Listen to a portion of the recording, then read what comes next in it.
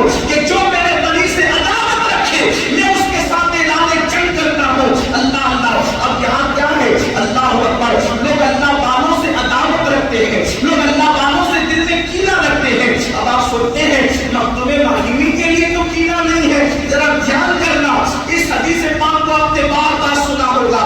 اللہ اکبر. میرے آقا صلی اللہ علیہ وسلم کے دیواروں, مخدوم ماہمی کے لیے تو کینہ نہیں ہے, غوث اعظم کے لیے تو کینہ نہیں ہے, غریب نواز کے لیے تو کینہ نہیں ہے. لیکن آپ سے کہتا ہوں یہ وہ اللہ والے میرے بھائی جن کے اللہ والے ہونے پر دنیا متفق ہے. لیکن آپ کی بات یہ ہے لوگ اپنے سے پہلوں سے بھی کینہ نہیں رکھتے عام طور پر, اور اپنے بعد والوں سے بھی نہیں رکھتے. عام طور پہ کینہ اور دشمنی اس سے ہوتی ہے جو اپنے معاصرین ہوتے ہیں, جو اپنے ہمست ہوتے ہیں, ہمارے ساتھ اٹھتے اور بیٹھتے ہیں. اللہ اکبر. اور یاد رکھنا اللہ والا صرف وہ نہیں ہے, اللہ کا ولی صرف وہ نہیں ہے. اللہ اکبر. جو ہوا میں اڑتا ہو, پانی میں چلتا ہو, مردوں کو زندہ کرتا ہو, یہ ساری کرامتیں اپنی جگہ ہے. وہ بندہ جو ایمان لانے کے بعد سنت مصطفیٰ پر عمل کرے, شریعت پر ڈٹ جائے, وہ بھی اللہ والا ہے. جو اس سے دشمنی کرے گا اللہ اس کے ساتھ اعلان جنگ فرماتا ہے. دیکھیے حضرت سیدنا امام جعفر صادق فرماتے ہیں میں جس مسلمان سے ملتا ہوں یہ سوچ کے ملتا ہوں کہ یہ اللہ والا ہے, یہ سوچ کے ملتا ہوں کہ یہ اللہ والا ہے. اس لیے میں کسی کی پیشانی پہ تھوڑی لکھا ہے, بلکہ یہ بھی آپ کو بتا دوں کبھی کبھی اللہ والا میں کھانے میں بیٹھا ہوتا ہے, لوگ اس کو شرابی کی شکل میں دیکھ رہے ہوتے ہیں اور وہ لوہے محفوظ پر اللہ کا ولی لکھا ہوتا ہے. کیا آپ نے نہیں دیکھا بشر کو لوگ کھانے میں دیکھ رہے تھے اور لوہے محفوظ پر وہ اللہ کے ولی لکھے ہوئے تھے. یہ ہے کہ نہیں ہے؟ تو لوگ آج کل ایک دوسرے سے دشمنی کرتے ہیں, کسی کی پیشانی میں نہیں لکھا کہ کون اللہ والا ہے. اس لیے جو اللہ کے ولی سے عداوت کرے, اللہ کے ولی سے دشمنی کرے, اللہ اس کے ساتھ اعلان جنگ کرتا ہے. اس پر زیادہ کوئی تبصرہ نہیں کرتا, لیکن ایک بات یہ بھی کہہ دوں یاد رکھنا اللہ والوں سے جو دشمنی کرے, ان کی بے ادبی کرے, اللہ ان کے گھروں میں ایبی بچے پیدا کرتا ہے, اللہ ان کی نسلوں میں ایبدار اولاد پیدا فرماتا ہے. اللہ اکبر. اللہ ہم سب کو اپنے نیک بندوں کی مخالفت سے بچائے. ایک بات یہ بھی کہیں انہی اللہ والوں میں یہ علماء بھی ہے, مسجد کے امام لوگ بھی. ہاں لوگ سمجھتے ہیں کہ جو قبرستانوں میں بیٹھ کر کے گانجا چرس پی رہے ہیں, گنجڑی چرسی ہے اور ان پٹان باتیں کرتے وہ اللہ والے. استغفر اللہ. نہیں, سرکار خواجہ بندہ نواز کے سدراس بلند پرواز شہباز دکن فرماتے ہیں. کیا فرماتے ہیں؟ فرماتے ہیں میں نے طریقت کی اور حقیقت اور معرفت کی باتیں ہر اہل بیلے کو کرتے ہوئے سنی. کون کرے؟ بندہ نواز, اپنے وقت کے صوفیہ کے سردار. طریقت کی, حقیقت کی, معرفت کی باتیں میں نے ہر اہل بیلے کو کرتے سنی, لیکن شریعت کی بات میں نے صرف اللہ والوں کو کرتے سنی. اللہ والے شریعت کی بات کرتے ہیں, اس لیے کہ آپ حقیقت, معرفت اور سیر اللہ, سیر من اللہ, سیر فی اللہ, یہ سب تو کوئی کتابوں میں لکھی چیز نہیں ہے. تو ایک بندہ اس میں بے وقوف بنانا آسان ہے, اس لیے آسان ہے بے وقوف بنانا. ایک بندے نے ساری زندگی بکری نہیں دیکھی یا ہرن نہیں دیکھی, کوئی بکری دکھا کے یہ ہرن ہے, تو آپ نے تو دیکھی نہیں, آپ کے پاس ثبوت کیا ہے, تو آپ تو مان نہیں لیں گے. تو ایسے ہی طریقت, حقیقت, معرفت کی باتوں میں دھوکہ کھا جانا آسان ہے, لیکن شریعت کی بات میں دھوکہ نہیں کھایا جا سکتا. کیوں؟ اس لیے کہ شریعت قرآن و سنت کے اندر بالکل واضح لفظوں میں موجود ہے, اس لیے اس میں کوئی دھوکہ نہیں ہے. اور جو شریعت پر قدم رکھ کر کے چلتا ہے وہی ساری منزلوں کی طرف جاتا ہے. تو یاد رکھنا لوگ ان لوگوں کو اللہ والا سمجھتے ہیں جو کبھی مسجد میں نہیں آتے, اور جس امام کی نماز تکبیر اولیٰ سے پانچوں وقت ہو رہی ہے اس کو کچھ نہیں سمجھتے, باقی سب کو سب سمجھتے. کتنی حیرت کی بات ہے میرے پیارے آقا علیہ السلام کے پیارے دیوانوں. اس لیے یاد رکھنا اللہ والوں سے جو دشمنی کرے اللہ ان کے ساتھ اعلان جنگ فرماتا ہے. اور دوسرے نمبر پر یہ ایک بات ہوگی, دوسرے نمبر پر اللہ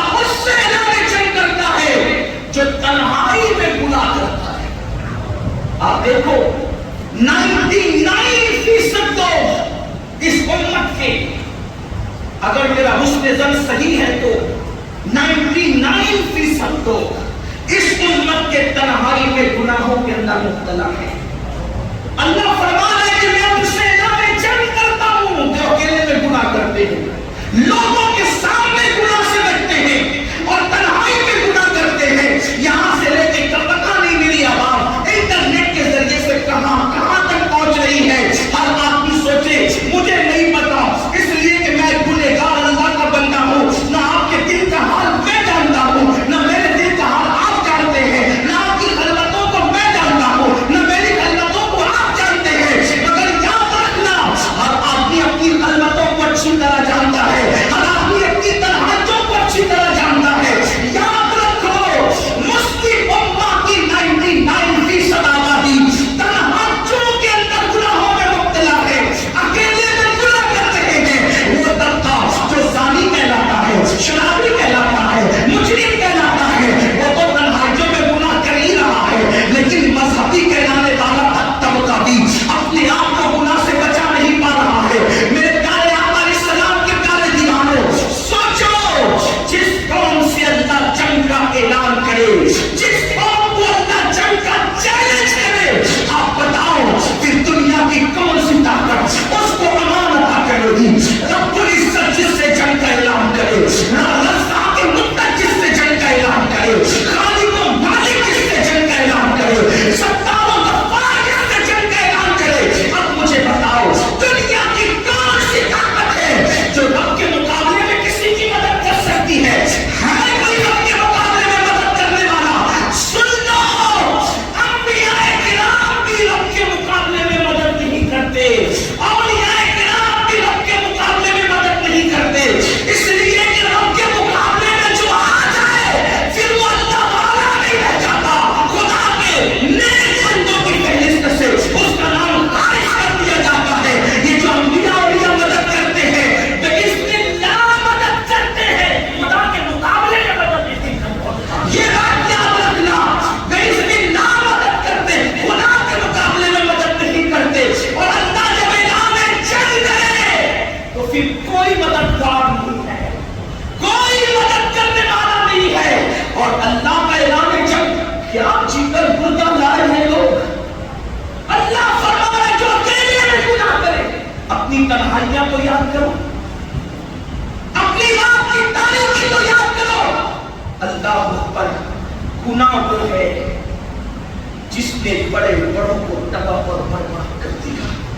لوگ کہتے ہیں مولانا اللہ کریم ہے، رحیم ہے۔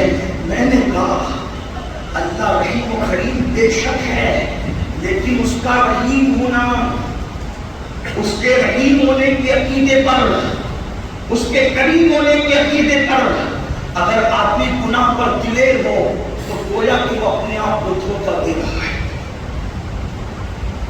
اللہ اگر آپ کیا سمجھتے وہ فرعون کی پکڑ کرتا ہے؟ صرف نہیں، اس کے یہاں فرعون اور اولاد پیغمبر میں اس اعتبار سے تفریق نہیں ہے کہ اعمال اگر فرعون جیسے اولاد پیغمبر کے ہیں تو جو انجام فرعون کا ہو رہا ہے وہی انجام اولاد پیغمبر کا۔ آپ کو یہ بات اگر حیرت والی لگتی ہے تو میں آپ کے سامنے پیش کروں۔ دیکھو انسان کو جو بات نہیں پتہ انسان اس کا دشمن ہوتا ہے۔ کہیں گے اولاد پیغمبر کو فرعون کے ساتھ کھڑا ہوں، میں فرعون کے ساتھ نہیں کھڑا ہوں۔ اگر اعمال فرعون والے ہیں اور نسب اولاد پیغمبر والا ہے، اللہ پاک جو انجام فرعون کا کرتا ہے وہی اولاد پیغمبر۔ قرآن کھاتے حضرت نوح علیہ السلام کا بیٹا، اس کے اولاد پیغمبر ہونے میں شک کیا ہے؟ حضرت نوح نے خود کہا اللہ یہ میری آج سن، تھا نا وہ بیٹا، اس کے بیٹا ہونے میں بھی شک ہے، لیکن اللہ نے جواب کیا نہیں سامنے آنے۔ اب یہ آپ کی آج سننا تھا، کیوں؟ کیونکہ نبی کا بیٹا ہو کر وہ نبی کے نقش قدم پر نہیں۔ تھوڑا توجہ کرنا، ہم لوگ اس لیے اچھل کود مچا رہے ہیں کہ حضور تو ہماری شفاعت کریں گے قیامت کے دن۔ میں سوچتا ہوں اللہ کے بندو شفاعت حق ہے، اور شفاعت پر ہمارا عقیدہ تو یہاں تک ہے، شفاعت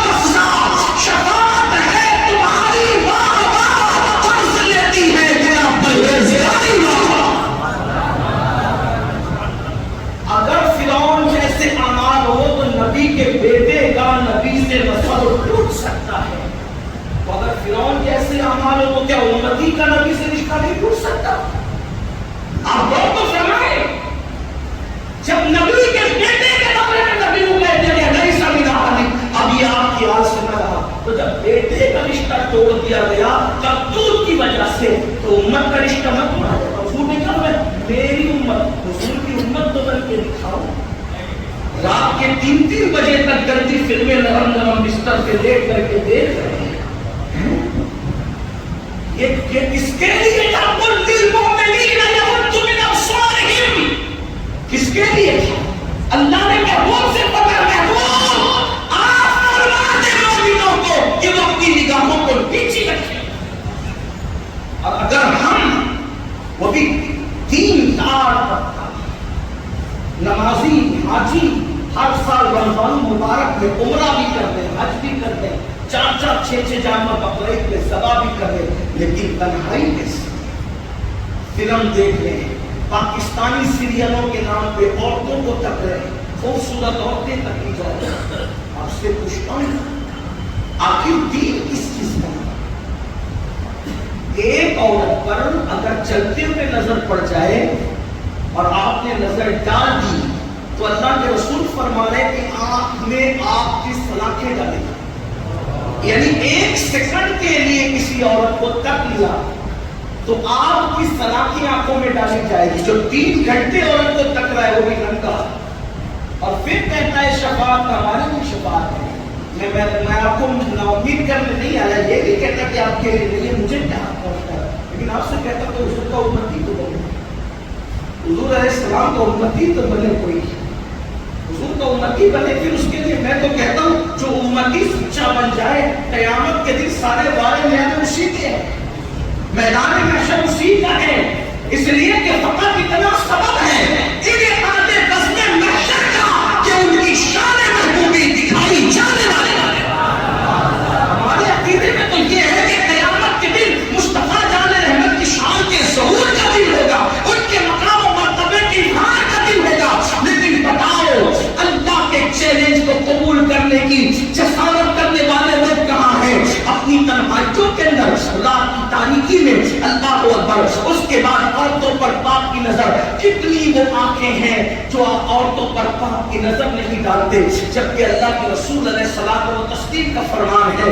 اللہ میرے کریم آقا غیر کا نبی صلی اللہ علیہ وسلم فرماتے ہیں جس نے عورت کو پاک کی نظر سے گندی نظر سے دیکھا اس کی آنکھوں میں آگ کی سلاخیں ڈالی جائے گی, اس کی آنکھوں میں جہنم کی آگ بھری جائے گی. یہاں پہنچ کر کے میں سوچتا ہوں یا اللہ میری قوم کے جوانوں کو کون سمجھائے جو آنکھیں اتنی کمزور ہو.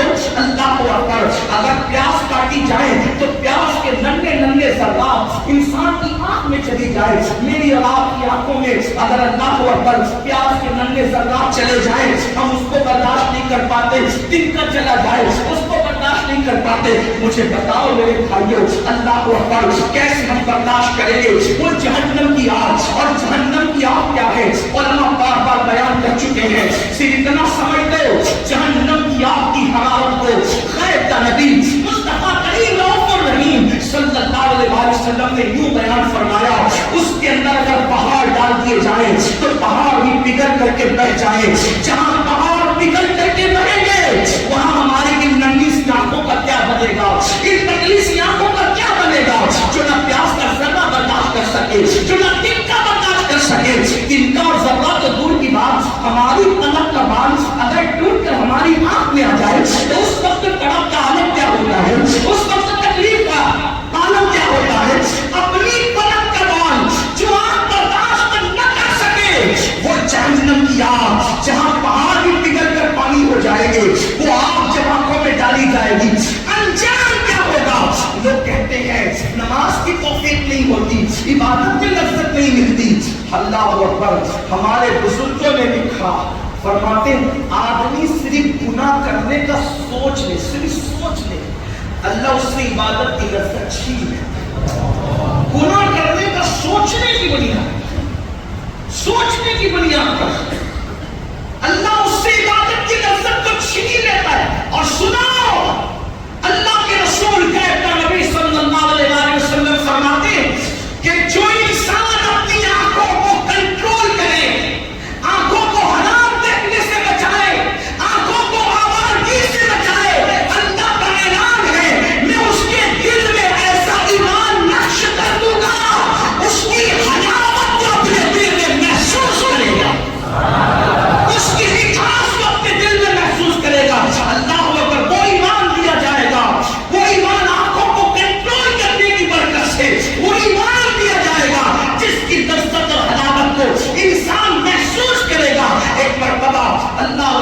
حدیث پاک میں آتا ہے، امام المتکلمین علامہ نقی علی خان علیہ رحمہ، امام اہل سنت کے والد بزرگوار، حدیث پاک لکھتے ہیں جس کا مفہوم یہ ہے، میرے آقا علیہ السلام نے جنت نعیم کا تذکرہ چھیڑا.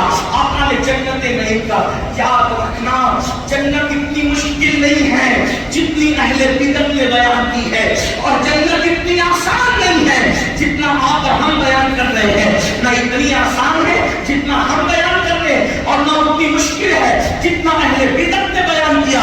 اس کے درمیان کی بات ہے. سنو، جنت کے کئی طبقے ہیں، اس میں سے ایک جنت النعیم. اللہ اکبر. یہ جنت نعیم کیا ہے؟ ایک دن میرے آقا نے، جنہوں نے یہ ساری جنتیں دیکھی ہے اور ساری جنتوں کی سیر کی ہے، جنت کیسی ہے پتہ ہے آپ کو؟ سن لو جنت کیسی ہے. آدم جنت سے آئے، آدم جنت سے آئے جسم اور روح کے ساتھ، مگر واپس نہیں گئے. دنیا میں ہے یہ جنت، ٹھیک؟ وہ آئے گئے نہیں واپس.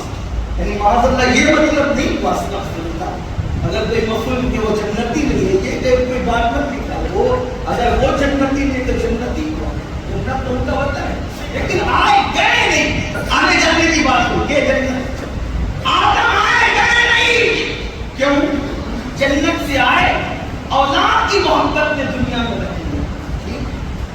حضرت ابلیس جنت میں گئے اور بھول گئے اولاد. جنت اتنی اچھی لگی کہ واپس.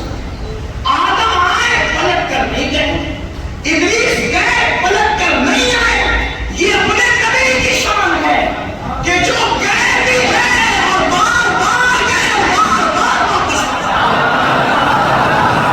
یہ اپنے نبی کی شان ہے. میرے باپ کہتے ہیں قصر دنا تک کس کی رسائی، ارے جنت تو نیچے رہ گئی، وہ تو اس سے بڑے مقام پر جاتے ہیں. قصر دنا تک کس کی رسائی، جاتے یہ ہے آتے یہ، جاتے یہ ہے آتے یہ، جاتے یہ ہے آتے یہ.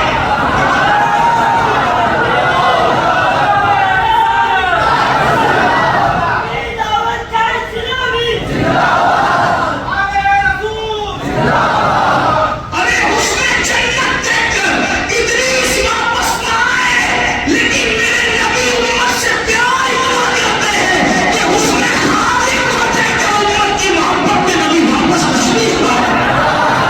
اس سے پیار اتنا ہے، اور خدا کا حسن دیکھ کر پھر بھی واپس تشریف. وہ جنت کا حسن دیکھ کر وہیں رہ گئے، یہ خدا کا حسن دیکھ کر بھی واپس. امت سے پیار کتنا ہے. اللہ اکبر. مگر تو میرے آقا نے جنت نعیم کا تذکرہ. جنت نعیم اب جس نے خود دیکھا ہو وہ کیسے بیان کرے گا؟ بس میں نے تو نہیں دیکھا، اب میں نے کیا کسی نے نہیں دیکھا. آقا فرماتے ہیں نہ تمہارے تصور میں آئے وہ نعمت ہے، نہ کوئی آنکھ نے دیکھا، نہ کسی کان نے سنا، نہ کسی دماغ میں اس کا تصور آیا.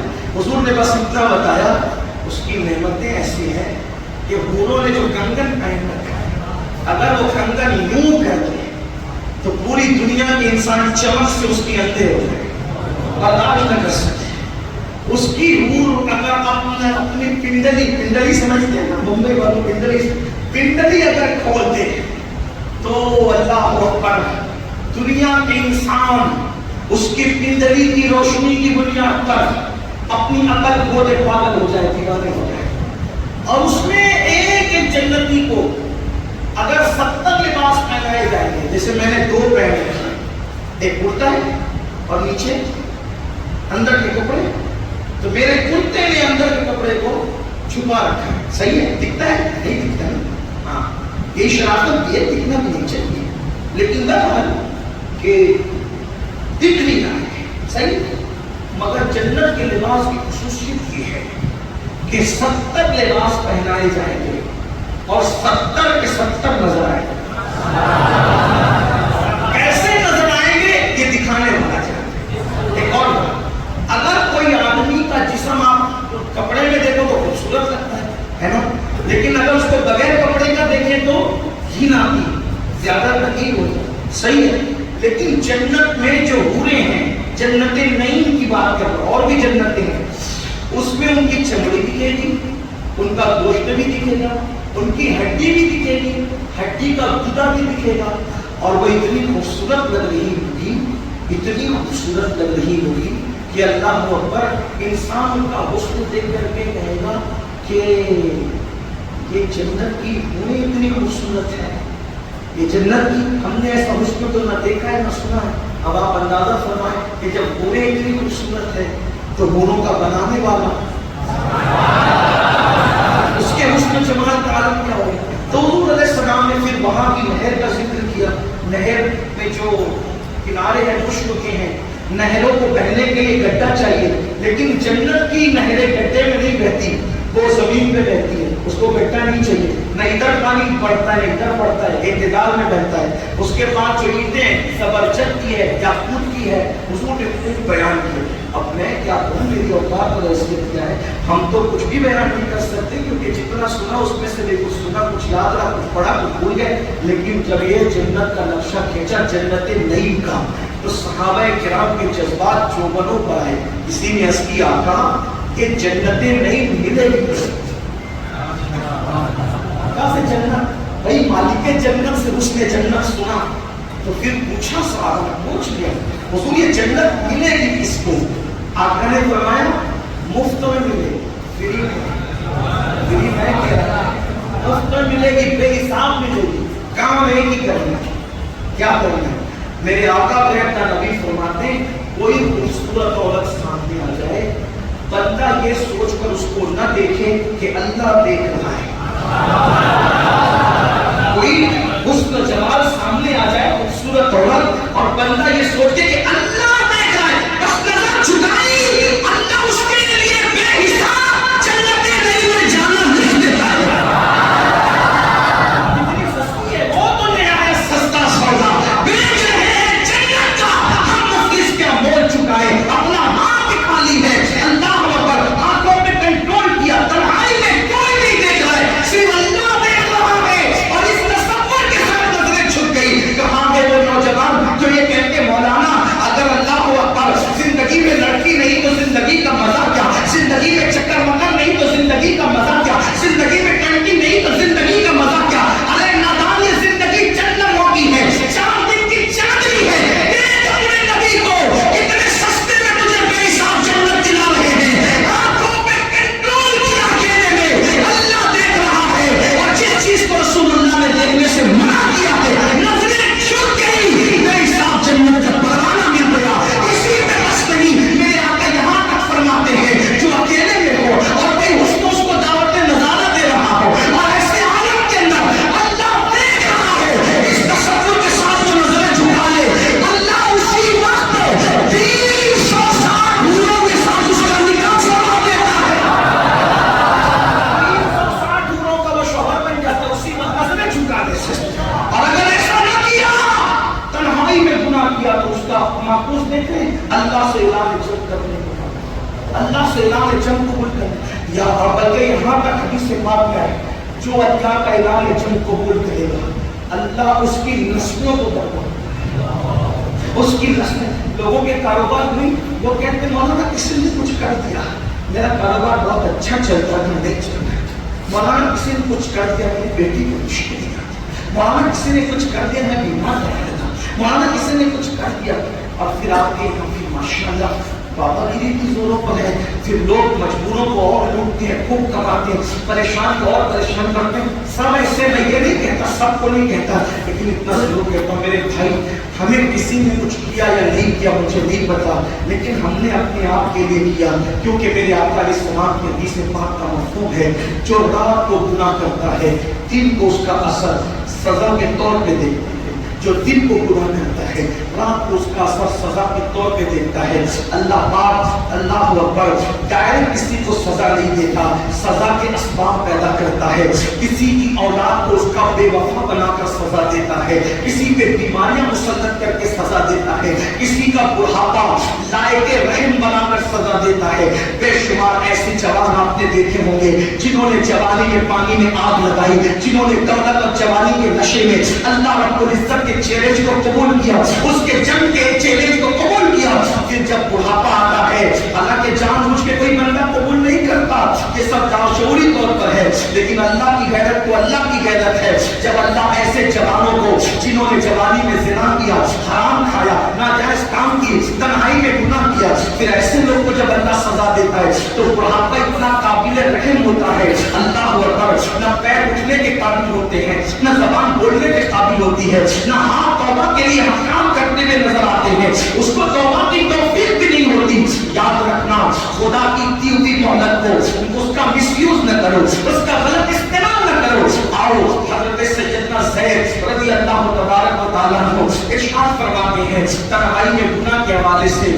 اس کو علامہ شعیب علیہ الرحمہ نے اپنی کتاب میں لکھا ہے. علامہ زید علیہ رحمۃ و رضوان امام زید فرماتے ہیں کہ میری عادت تھی کہ میں قبرستان جاتا تھا، اور قبرستان اس لیے جاتا تھا کہ وہاں جا کر کے میں تھوڑا سا عبرت حاصل کروں. دیکھو قبرستان ہم لوگ بھی جاتے ہیں، لیکن قبرستان جاتے ہیں تو تختیاں پڑھتے ہیں، پاٹیاں پڑھتے ہیں، کتبے پڑھتے ہیں. حالانکہ قبرستان جانے کے لیے یہ ہے قبرستان جاؤ تو تھوڑا جا کر کے قبروں کے پاس بیٹھو اور عبرت حاصل کرو. لوگ مزارات پر تو فیض لینے جاتے ہیں، لیکن عبرت کے لیے قبرستان جانا چاہیے. مزارات پر آپ عبرت نہیں حاصل کر سکتے. کیوں؟ وہاں انوار و تجلیات کی اتنی بارش ہوتی ہے، وہاں جو ہے وہ آدمی دیکھ کر کے نہ اس کو وحشت ہوتی ہے نہ دہشت ہوتی ہے، بلکہ وحشت والے دل کو سکون مل جاتا ہے، وحشت والے دل کو قرار مل جاتا ہے، بے چین دل کو چین مل جاتا ہے. کیوں؟ اس لیے کہ قرآن کہتا ہے ان رحمت اللہ قریب من المحسنین، کہ بے شک اللہ کی رحمت محسنین یعنی ولیوں کے قریب ہے،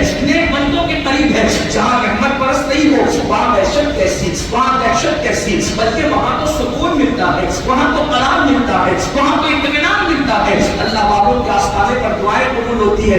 فیض لینا ہے تو ولیوں کے یہاں جاؤ، اور عبرت حاصل کرنا ہے تو قبرستان جاؤ. تھوڑی دیر آنکھیں بند کر کے سکون سے بیٹھو، یا آنکھیں کھول کے بیٹھو، سوچو اس قبر کے اندر کوئی تو سو رہا ہے، وہی سو رہا ہے. کبھی کوئی فٹ پاتھ پہ سوتا تھا، یہاں سو رہا ہے. کوئی محل میں سوتا تھا، یہاں سو رہا ہے. فٹ پاتھ پہ سونے والا اور محل میں سونے والا دونوں کی قبریں بازو بازو میں ہیں. ایسا لگتا ہے دونوں سکون سے ہیں، لیکن پتہ نہیں اس کی قبر جنت کے باغ میں سے باغ ہے، اس کی قبر جہنم کے گڑھوں میں سے گڑھا ہے. کچھ بھی نہیں پتا. لیکن دنیا دنیا دنیا میں اتنا مصروف ہوا انسان، آخرت بھولا، قبر بھولا، حشر بھولا. آج لوگ اتنے بیمار کہتے ہیں مولانا جو ہوگا دیکھا جائے گا. اللہ اکبر. وہاں صدیق اکبر کی آنکھ میں آنسو ہے، فاروق اعظم کی آنکھ میں آنسو ہے. بلکہ صحابہ کہتے ہیں اللہ کے رسول علیہ السلام بھی ایک جنازے میں تشریف لے گئے تو اتنا روئے کہ داڑھی کھڑی ہو گئی. ہم نے کہا یا رسول اللہ قبروں کو دیکھ کر آپ بھی رو رہے ہیں؟ اللہ کے رسول علیہ السلام قبروں کو دیکھ کے حضور آپ بھی رو رہے ہیں؟ حضور کا یہ رونا تعلیم امت کے لیے، ورنہ قبر کیا چیز.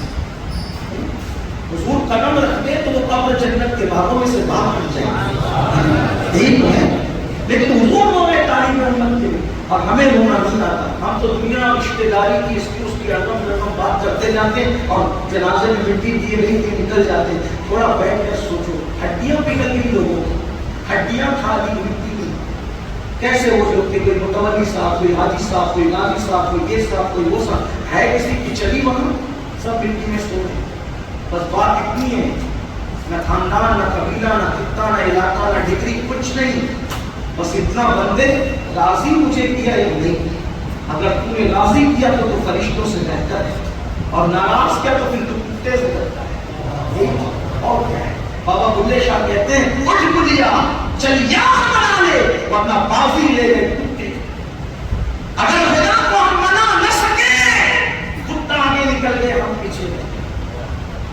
امام زید فرماتے ہیں، جس کو علامہ شعیب اپنی کتاب میں لکھتے ہیں، فرماتے ہیں کہ میں قبرستان جاتا تھا عبرت کے لیے.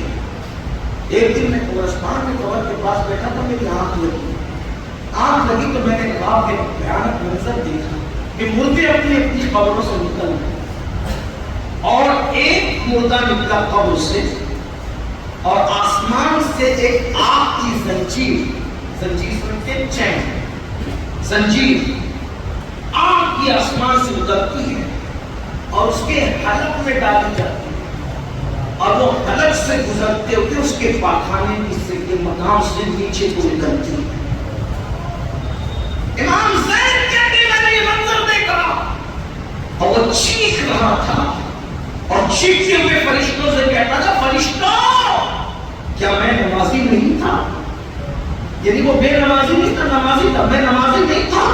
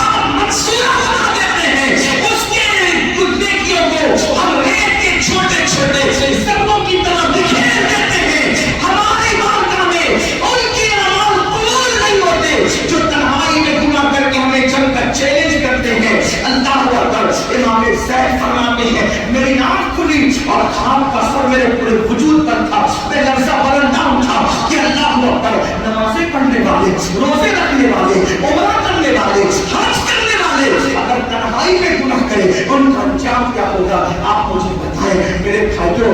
آج اگر ہم کسی کو 10 روپیہ دیتے ہیں تو ہم سوچتے ہیں کہ واٹس ایپ پر کوئی شیئر کر دے کہ ہم نے 10 روپے دیے، لیکن گناہ کرتے ہیں تو چھپ کے کرتے ہیں. جو نیکی چھپ کے کرنا چاہیے تھا اس گناہ نیکی کو لوگوں کے سامنے کرتے ہیں اور گناہ کے اعلانیہ کرتے ہیں، لیکن گناہ چھپ کے کرتے ہیں. اللہ اکبر. اندازہ تو فرمائے اللہ اکبر. چھپ کے گناہ کرنے والوں کے لیے اعلان جنگ فرمایا گیا. اور تیسری اور آخری بات میرا اللہ فرماتا ہے جو سود کھاتا ہے، سود کھانے والوں کے ساتھ ہی میں اعلان جنگ کرتا.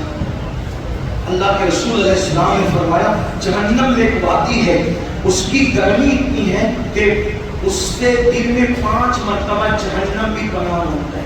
اس حدیث کو قرۃ العیون کے اندر امام فقیہ ابو سمرقندی نے لکھا اس حدیث کو. اللہ کے رسول فرماتے ہیں 5 مرتبہ دن میں جہنم اس طبقے سے پناہ مانگتا ہے، اس طبقے سے. تو پوچھا صحابہ اس میں کون رکھا جائے گا؟ فرمایا اس میں 2 لوگ رکھے جائیں. نمبر 1 حرام مال کھانے والا، سود کھانے والا، اور نمبر 2 نماز میں سستی کرنے والا. جس سے جہنم بھی 5 بار پناہ مانگے وہ طبقے کے اندر 2 لوگ رکھے جائیں گے. حرام. آج دیکھو راتوں رات کروڑ پتی بننے کے چکر میں، دولت کی لالچ کے چکر میں کیسے سود کے دھندے ہو رہے ہیں، اور وہ بھی لوگ چھپ چھپا کے کرتے ہیں. علامہ ابن حجر لکھتے ہیں عقل کم رہتی ہے، کیا کہیں کیا نہ کہیں. ایک زیادہ محشر ہو تو اس کو بولوں، سینکڑوں باتوں کا رہنے کے خیال آتا ہے. اے میری قوم کے جوانوں سنو اور غور سے سنو. امام ابن حجر لکھتے ہیں کہ میں قبرستان گیا اپنے بابا کی قبر پر، تو میں نے شب قدر میں بھی ایک قبر پر عذاب ہوتے دیکھا. شب قدر رمضان مبارک کے عام دن اور شب قدر اے روم من الف شہر، اس کے بارے میں قرآن کہتا ہے 1000 مہینوں سے افضل ہے وہ رات. شب قدر میں ابن حجر کہتے ہیں شب قدر میں بھی ایک قبر پر عذاب دیکھا گیا. اور جب قبر پر عذاب ہو رہا تھا اندر سے چیخنے چلانے کی آواز آ رہی تھی. تو پوچھا گیا یہ قبر جانتے ہو؟ کہا وہ فلاں کی قبر ہے. تو کہا وہ فلاں کیسا تھا؟ ہم تو اس کو بچپنے سے جانتے ہیں، بڑا کم وہ باتیں کم کرتا تھا، اولین صف کا نمازی تھا، نماز پابندی سے پڑھتا تھا. کہا دین کی عذاب؟ تو کہا چلو اس کی بیوی سے چل کے پوچھتے. جب بیوی سے جا کے پوچھا تو کہا بہت نیک تھا، کم وہ تنہائی پسند، صف اول کا نمازی. لیکن جب بڑھاپے میں پہنچا تو اس کو بڑھاپے میں خیال آیا کہ میں کاروبار تو نہیں کر سکتا، تجارت تو نہیں کر سکتا، مال تو نہیں کما سکتا. تو اس نے کیا کیا؟ بیٹھے بیٹھے کمائی ہونی چاہیے. تو اس نے چپکے سے سود کا دھندا شروع کر دیا. جو آتا اس سے سود کا دھندا کرتا تاکہ بیٹھے بیٹھے مال بڑھتا رہے. فرمایا گیا شاید یہی وجہ ہے. آپ اندازہ کریں شب قدر میں جس کی قبر سے عذاب نہیں اٹھایا جا رہا ہے وہ سود کھونے لوگ ہیں.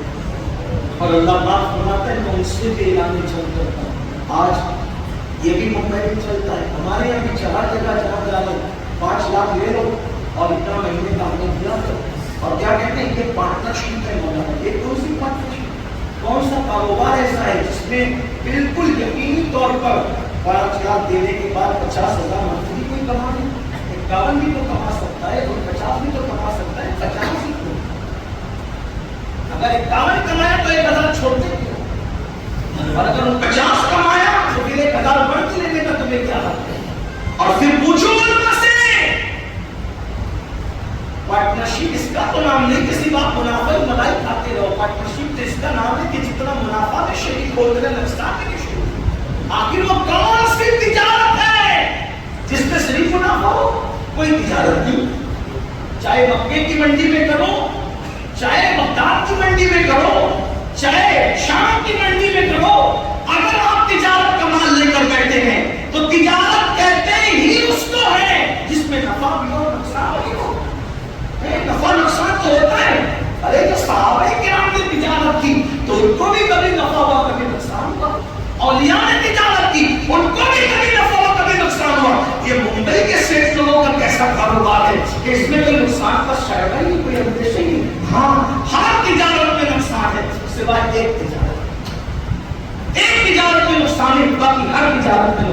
نفع نقصان ہے، اس میں صرف نفع ہی نفع ہے. اور وہ تجارت کون سی ہے؟ وہ تجارت اللہ کے ساتھ تجارت ہے، اس میں کوئی نقصان نہیں ہے. اس میں نفع اتنا ہے کہ اگر تم میری راہ میں 1 دے دو تو میں کم سے کم 10 ہوگا، کم سے کم 10 دوں گا. نیت اور اچھی ہے تو 70 دوں گا، اور اچھی ہے تو 700 دوں گا، اور اچھی ہے تو بے حساب دوں گا. اس میں کوئی نقصان نہیں. اور فرمایا تو مال دے گا تو میں بھی مال دوں گا، پھر ثواب بھی دوں گا. مال دے گا مال دوں گا، ثواب دوں گا. تو جان دے گا تجھے جان بھی دوں گا، ثواب بھی دوں گا. اسی لیے آپ دیکھو کہ جب شہید مرتا ہے اللہ کی راہ میں تو قرآن کیا کہتا ہے؟ اس کو مردہ مت کہو. کیوں؟ اس نے جان اللہ کو دی، اللہ نے اس کو جان عطا فرمائی.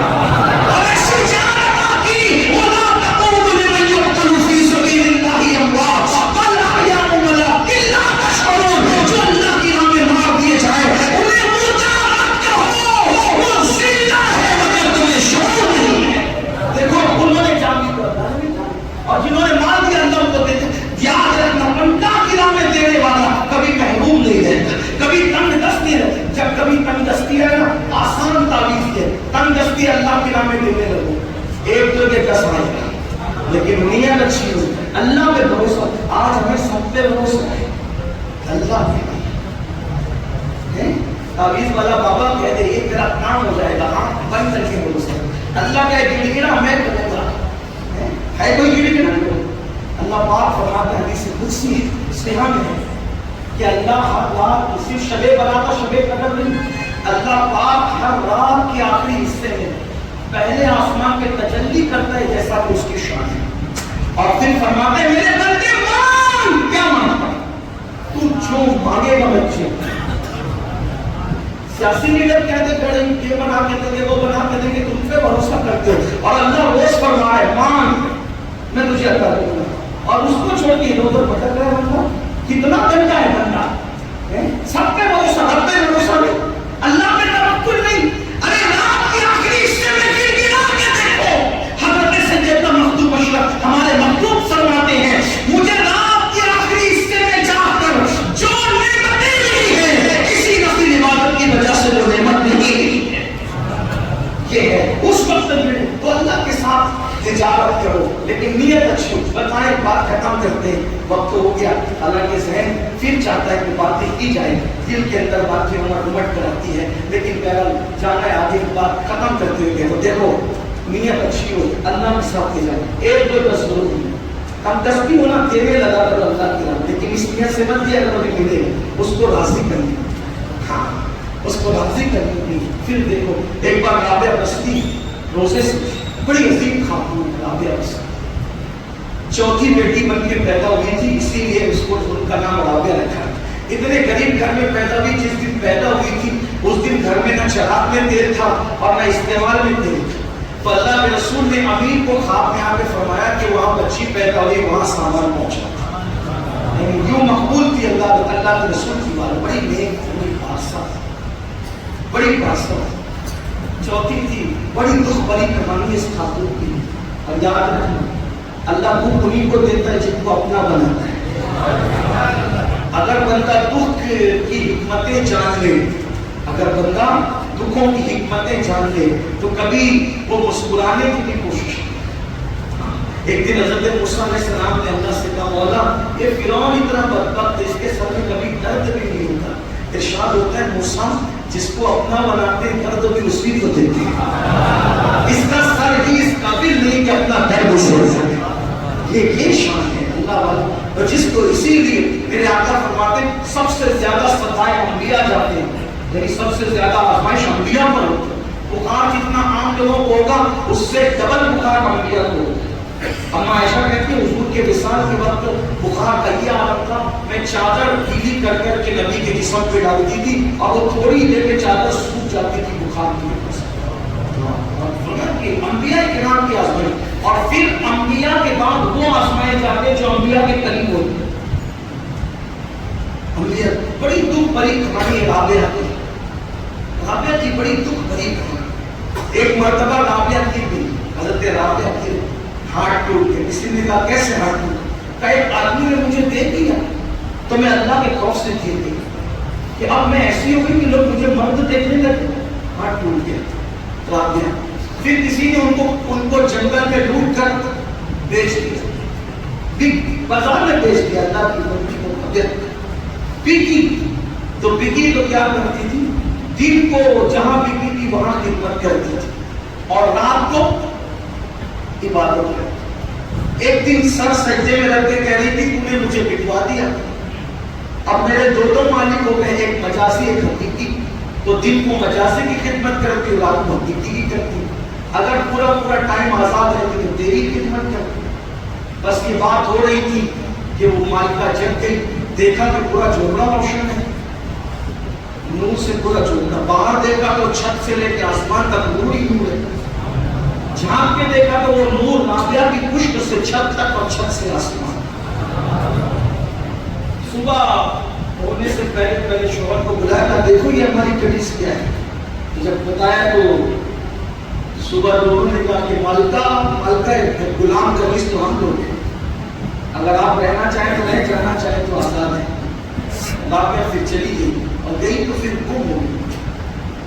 اور ایسی باتیں کرتی تھی عورتیں. اگر سن لے لو، مرد ہی بہت بڑے کلندر نہیں تھے. اگر عورت کوشش کرے تو عورت بھی وہاں پہنچتی ہے جہاں مرد بھی پیچھے رہتے کہیں پہ، ایک مرد بھی پیچھے رہ جائے. ایک مرتبہ امام حسن بصری کی خطاب فرما رہے تھے، ایک رابعہ بات میں خطاب فرما، خطاب کرتے کرتے بڑے جذبات میں لوگوں سے کہہ رہے تھے، لوگوں اللہ کے دروازے پہ دستک دیتے رہو، کبھی نہ کبھی کھل جائے. اللہ کے دروازے پہ دستک دیتے رہو، کبھی نہ کبھی اس کے دروازے کو کھٹکھٹاتے رہو. کبھی پردے کے پیچھے سے آواز آئی، حسن یہ بھی تو بتا دو کہ اس نے دروازے بند کر دیے. دروازے تو کھٹکھٹائے اس کے جاتے جو بند رہتے ہیں، ارے اس نے بند کر دیا یہ بھی تو بتا دو. اب معلوم کرنے کی کوشش کی کہ وہ کون عورت ہے جس نے حسن کو بتایا. اللہ اکبر. تو کہا پتا چلا تو کوئی اور نہیں تھی، اسی کو دنیا رابعہ بصری کے نام سے حسن. سب کے بند ہوتے ہیں، بند کا دروازہ کوئی تو ایک در ہے جو کبھی بند نہیں ہوتا اور کسی کے لیے بند نہیں ہوتا. خدا کا در وہ در ہے، اگر کافر اس کے در پر آ جائے تو اللہ کافر کے لیے بھی در بند. ہم لوگوں کے لوگوں دعا کرو تو لوگ کہہ رہے ہیں حضرات آپ لوگ مولانا لوگ ہیں، سید لوگ ہیں، پیر لوگ ہیں، یہ آپ لوگ دعا کرو، ہم گنہگار گار. باطل دلو کیا بکتے اور مایوسی کی بات. میں تمہیں بتاؤں میرا اللہ دیتا کس کس کو ہے. دنیا میں سب سے برا کون ہے؟ آپ کی تحقیق میں بڑے بڑے محققین نہ بیٹھے، کون ہے سب سے برا؟ کچھ پتہ ہے دنیا میں سب سے برا کون ہے؟ معلوم جانتے ہو کون ہے؟ بولو بھائی. ارے جانتے ہو تو بولو، نہیں جانتے تو جلدی بات آگے بڑھا کے ختم کر دو. نہیں جانتے؟ شیطان ہے. بولو بھائی شیطان سے برا بھی کوئی ہے؟ یزید کو کس نے یزیدیت کی طرف لے گیا؟ بولو بولو یہ کر سمجھ نہ کرو. فرعون کو فرعونیت کی طرف کون لے گیا؟ نمرود کو نمرودیت کی طرف کون لے گیا؟ یعنی پہلے دن سے گناہ کر رہا ہے اور آخری دن سے. صحیح یہی ہے نا؟ اس سے برا کوئی ہے؟ ساری برائیوں کی جڑ کون؟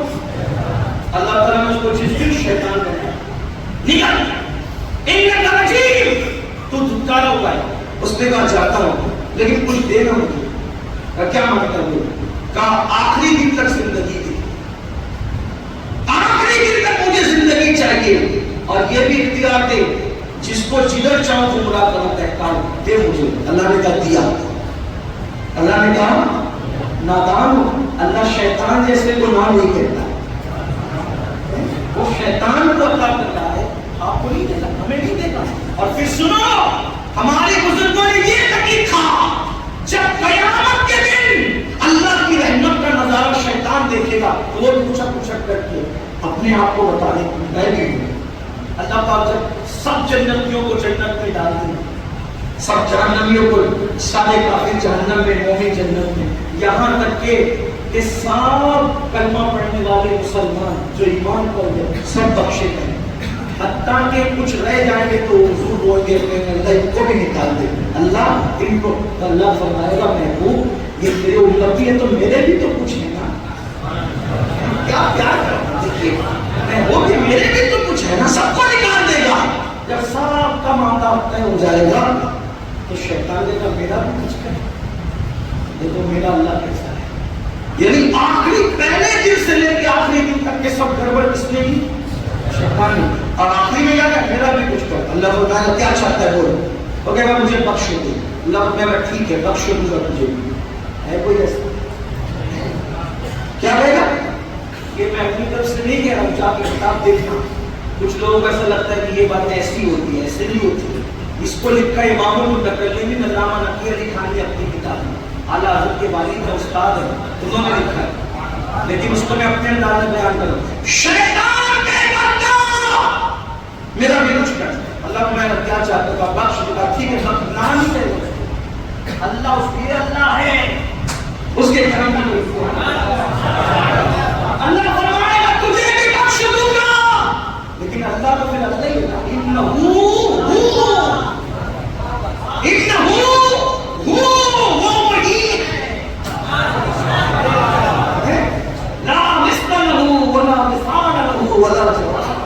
اس کی تدبیر پھر تدبیر ہے. کیا فرمائے گا؟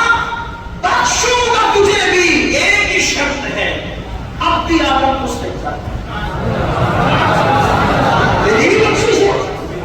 نہ نہیں کرے گا. دیکھو نہ اس کو بھی نہیں ہے. ارے جب اس کا محبوب کسی کو نہ نہیں کہتا, جب محبوب کی زبان سے نہ نہیں ہے, تو محبوب کو بنانے والا کسی کو نہ کیسے کہے گا؟ مسلمانوں جو خدا شیطان کو نہ کہے اس سے مایوس کیوں ہو؟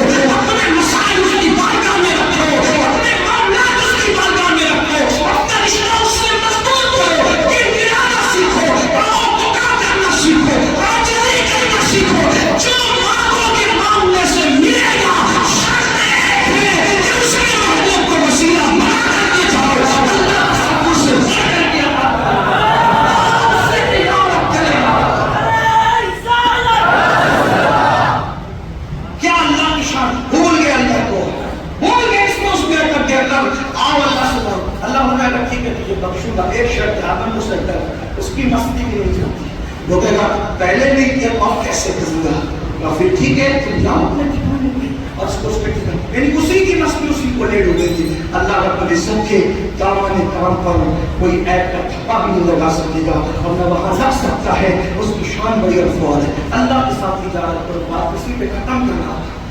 رابعہ بصری کا ذکر چھوڑا. رابعہ روزے سے تھی, افطار کا وقت تھا, ایک روٹی پکی تو خادمہ سے کہا بیٹیا آدھی تم لوگ ہی آدھی مجھ افطار کر لیں گے.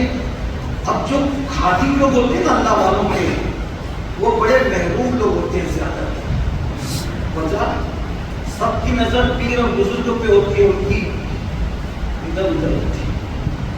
سمجھ کے کدھر کدھر. ہاں مسافر کرتے ہیں تو پیر کے ہاتھ پہ نظر نہیں ہوتی, وہ ہاتھ کے اندر جو لوگ دے کے جاتے ہیں اس پہ سب نہیں ہوتے ہیں. اس لیے پیر کا خادم اکثر بڑا محروم ہوتا ہے. ماشاءاللہ اس نے کہا کہ بڑی پیر مائی آدھی آدھی لوگ کسی افطار کی کہا ہاں بیٹی اسی پہ شکر کر لیں. ابھی آپ گروپ نہیں ہوا تھا, اٹھنے میں کسی کی آواز آئی اللہ کے لیے کوئی کھانا کھلا سکتا ہے؟ کہا بیٹی اس کو اٹھا کے دے دو. ارے ابھی افطار بھی نہیں کیا, یہ اٹھا کر کے یہ بڑھیا میں دلوا دیا, اٹھا کے تو دے دیا, کچھ کہہ تو نہیں سکی. ابھی گروپ میں ہوا تھا کہ دستک ہوئی, دروازہ کھولا گیا تو کہا کہ کیا ہے؟ کہا کہ ہماری مالکہ نے 8 روٹیاں بیچی ہے, اس نے ہماری وہ 8 روٹی کوئی عورت نے بیچے لے لوں. کہا نہیں, اس کو نہیں, ہمارے یہاں کے لیے کہیں اور کے لے جاؤں جب ہمارے یہاں نہیں. ابھی اور اس سے نہیں, ابھی گروپ ہونے والا ہے, ایک کارڈ ملا تو لیتی نہیں بڑھیا. لیکن پھر ابھی وقت ابھی بھی نہیں گزرا تھا, افطار کا وقت نہیں آیا تھا. پھر کسی نے کہا 10 روٹیاں لائیں گے آپ کے لیے. ہاں کہا یہ ہمارے لیے لاؤ, لے لیا. تو کہا بھائی 8 کیوں واپس کیا, 10 رکھ لیا. اور میں اللہ کا وعدہ کبھی غلط نہیں ہوتا.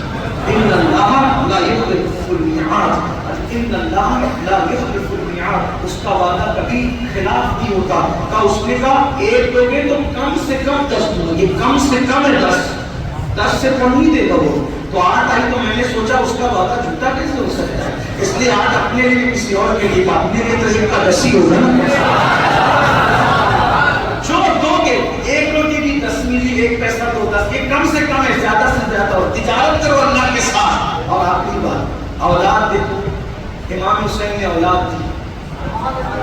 تھی کہ نہیں تھی؟ ایک بھی نہیں بچایا، ایک بیمار بچا بس۔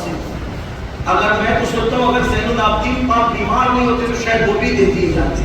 اللہ نے مجھے بیمار کرنے میں حکمت یہ رکھی تھی کہ بیماری کے بہانے یہ بچے گی، صحیح ہے، بیماری کے بہانے بچا لوں گا۔ جتنے تندرست تھے سب اللہ کی راہ میں، جو بیمار تھا وہ اپنے بھی رکھے۔ دیکھو یہ ہے ہدایت کا انعام۔ ہم شبیہ پیغمبر دیا، علی اصغر دیا، جو بیمار تو اپنے بھی رکھا۔ تو اللہ نے بھی کیا فرمایا، تو نے اچھے اچھے میرے لیے دیا، ایک بیمار کو اپنے لیے رکھا۔ اتنا مطلب تجھے کسی کی اولاد قیامت تک بچے کی گارنٹی نہیں ہے۔ حسین میری اولاد کو قیامت تک نہیں بچا۔ اللہ کے ساتھ تجارت ہے، اللہ کے ساتھ جو اللہ کی راہ۔ تو اللہ فرماتا ہے میں اعلان جنگ کرتا ہوں اس سے، ولی سے دشمنی رکھنے والے سے اعلان جنگ، اکیلے میں گناہ کرنے والے سے اعلان جنگ، اور سود کھانے والوں سے، سود کا دھندا کرنے والوں سے اعلان جنگ۔ یہاں تک فرمایا میرے اللہ نے ہم نے اپنی غیرت پر یہ لازم کر لیا ہے، جیسا کہ اپنی شان ہے کہ تجارت کو بڑھائیں گے اور سود کو تباہ و برباد کریں گے۔ سودی کاروبار کرنے والے کتنی قیمتی کاریں خریدتے، ایک دن کو روڈ پر آنا ہے کیونکہ اللہ نے ان کے ساتھ اعلان جنگ کیا ہے۔ کتنے بھی قیمتی کپڑے پہن لے، ایک دن کو بھیک مانگنا ہے کیونکہ اللہ نے ان کے ساتھ اعلان جنگ کیا ہے۔ اسی لیے میری گزارش ہے، اور بھی آپ لوگوں کا تذکرہ ہے لیکن کم سے کم ان تین باتوں پر عمل کرو۔ اللہ تعالیٰ مجھے آپ سب کو توفیق دے، گفتگو کے درمیان کوئی غلطی کو اللہ معاف فرمائے۔ وادی رخ کا اعلان تو آپ سب کو یاد ہی ہوگا، تھوڑی سی ترمیم ہے، مولانا